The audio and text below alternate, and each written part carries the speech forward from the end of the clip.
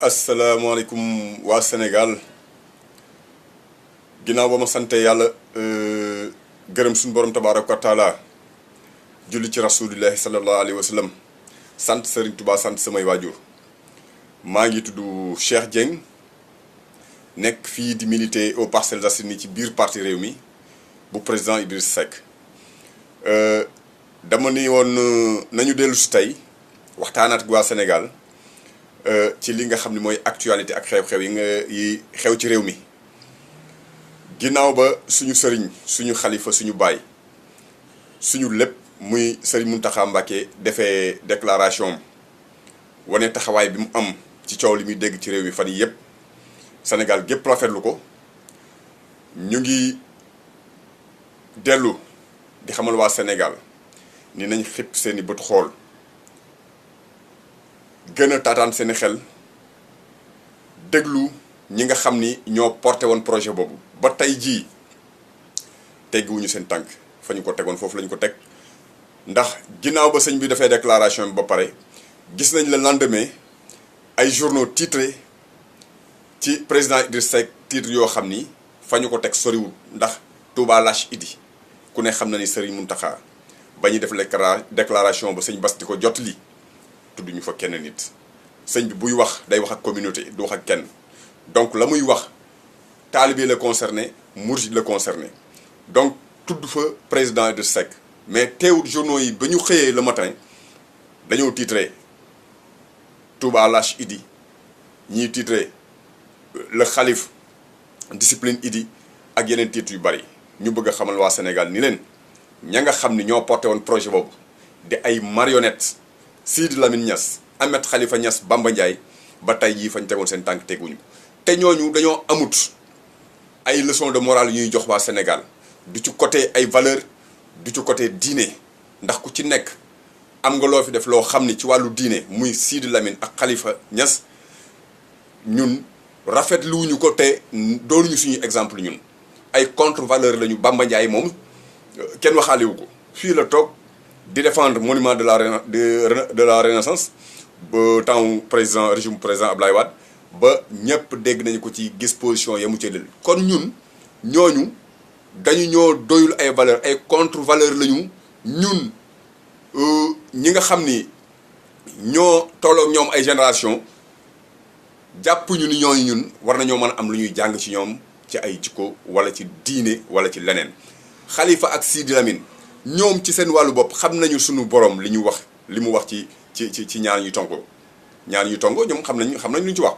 donc ñoom ñoo fi toogoon wax exposer seeni problème sur la place publique wax seen différent wax ñàkk juboo gi ñàkk juboo te ba tey jii toogaataguñu ni juboo nañu xamal ko waa Sénégal donc ñun dañuy jàpp ni kon ba léegi juboowuñu te loolu xam nañu ñoom li nga xam ni moom la diine wax ci ñaar ñi nga xam ne dañuy tongoo kon ñoom amuñ lu ñu war a jàngal ci diine amuñu lu ñu war a jàngal ci diine c'est des corrompus des gens de contre-valeur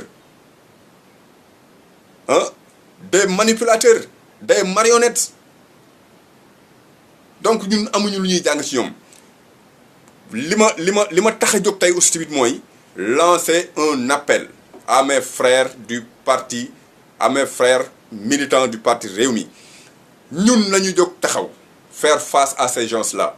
nous ne permettrons plus personne mu jóg di attaquer président Idriss Seck di ko diaboliser wala mu koy dénigrer mbaa muy jël lu salte di ko teg ci ab deram moo leen gën fuuf gën leen a sell donc ñun nañu jóg taxaw faire face à ces gens-là duñu mayeti kenn muy jóg di attaquer le président Idriss Seck que ça soit très clair ku ko attaqué ti noo waxee ci moom noonu la ñuy waxee ci yow ba wax lu raw li nga wax ci moom donc loolu moom c'est un appel que je lance à mes frères nous serons debout devant ces gens-là nous ne permettrons plus personne muy attaquer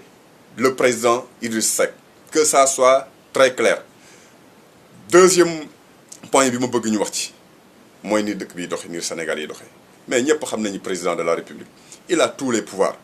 mais depuis 2012 dañ ko jox lu toll ni réewum Sénégal avec li ci am lépp ci alal li ci am lépp ci ay pouvoir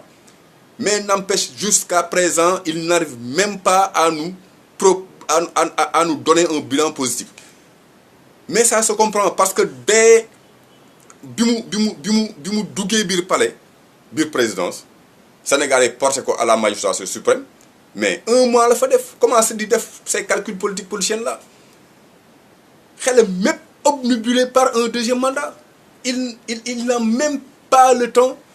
de travailler pour pouvoir présenter un bilan au peuple sénégalais à la fin de son mandat donc il a perdu beaucoup de temps fi mu nekk nii nag moo tax gars yi mu ngi dóor ay caxabal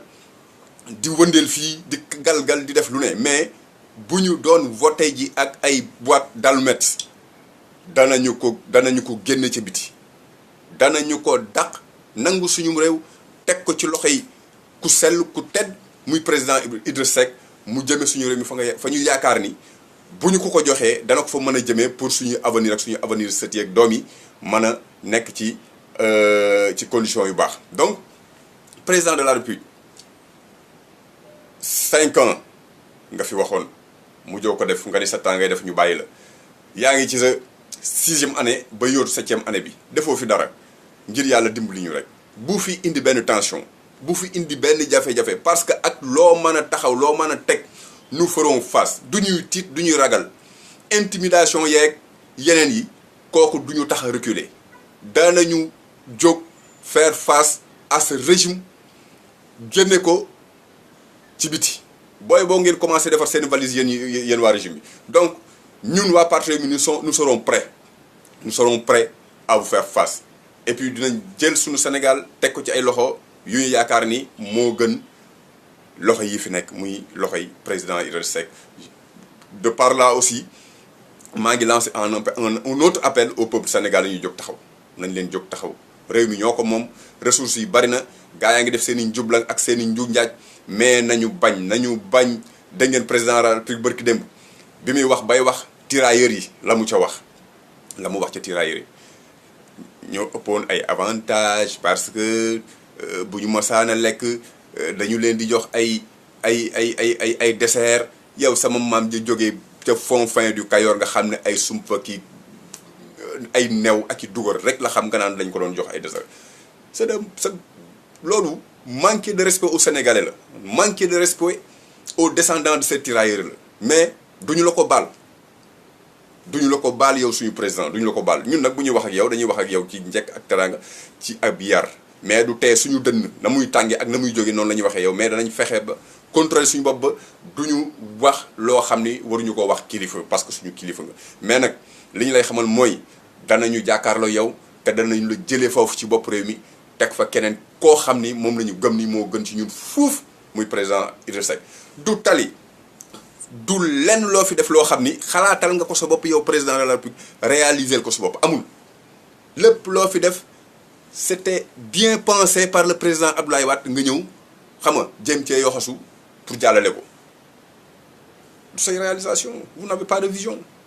vous avez échoué sur toute la ligne vous avez échoué ce régime a échoué du tali du lenn Parcelles amul ndox HLM Grand Médine amul ndox toute la banlieue Grand Dakar kenn amu ci ndox nga bëgg ñëw jël rek tënkuñu ci ginnaaw français yi ci ginnaaw tubaab yi les ennemis du Sénégal donc ñun yaakaaroon nañu boo ñëwee un président ne après les indépendances mais boo ñëwee dossier Thiaroye bi di nga ko jël teg ko ci kaw taal bi demander des explications des comptes aux Français mais defoo ko topp seen ginnaaw di xuusmaa ñàpp yaakaar nañu da ñu mën a yóbbaal ñoo lànk duñu ko def duñu la topp ci loolu ñun ay doomi góor lañu duñu topp ci ginnaaw kenn di yappari bàyyeel ñu suñu réew ñu jël ko teg ko ci loxo yu wóor je lance un appel au peuple sénégalais levons-nous battons-nous quels que soient les prix nañu xeex jël suñu réew teg ko ci loxo yu wóor muy loxoy président Idriss Seck maa ngi dellu di duñu ñëpp di gërëm ñëpp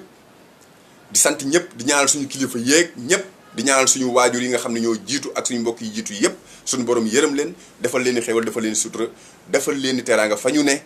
wàcc yërmandeem ci ñoom ci barkeb maam borom Touba Xaadimu Rasuul bi ñaanal Sëriñ Muntaxa yàlla may ko fan gudd ak wér ba yéene yi mu am ci liggéeyal maam borom Touba mu mën koo jëfe